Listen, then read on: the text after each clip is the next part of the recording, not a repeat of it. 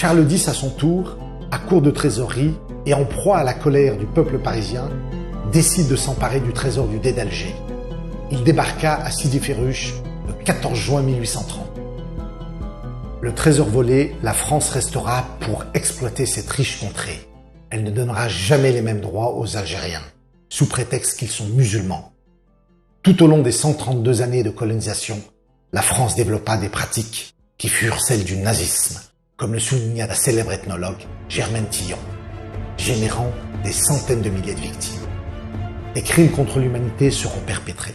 Le basculement de la révolution algérienne vers l'action armée ne s'est pas fait comme ça de manière improvisée ou irréfléchie.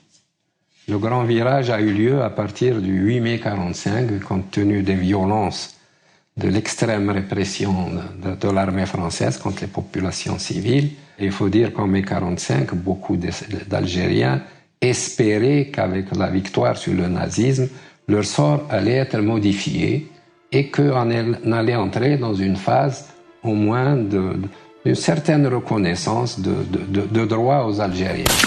Cela ne s'est pas fait, donc la répression a été brutale.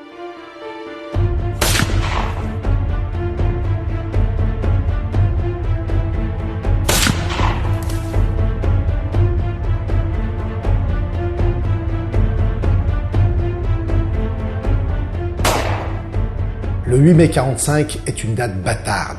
D'un côté, les peuples de Paris ou de Londres fêtent en liesse la capitulation de l'Allemagne nazie. Et de l'autre, les Algériens, acteurs décisifs dans la libération de la France, pleurent les victimes des massacres des manifestants nationalistes, Assétif, Guelma et Kherata, qui ont fait des milliers de morts. Le consul général américain à Alger confirme le chiffre astronomique de 40 000 victimes. La répression fut terrible et l'impunité totale. À sa tête, le sous-préfet André Akari. Aucun des miliciens ou militaires ne sera auditionné ou sanctionné. Au contraire, André Akari recevra en 1946 la Légion d'honneur. Messa Ouzeggar est à Sétif ce jour-là. Présent avec son père dans cette foule venue réclamer son indépendance, il assiste impuissant au massacre des manifestants par les milices et l'armée française. Face à cette tragédie, les Algériens ne seront plus comme avant. L'Algérie a ses héros de la résistance. Larbi Ben Mehdi, Abben Ramdan, Mohamed Boudiaf et tant d'autres, connus et inconnus. Messa Ouzeggar est l'un d'entre eux, mais il reste peu connu du grand public.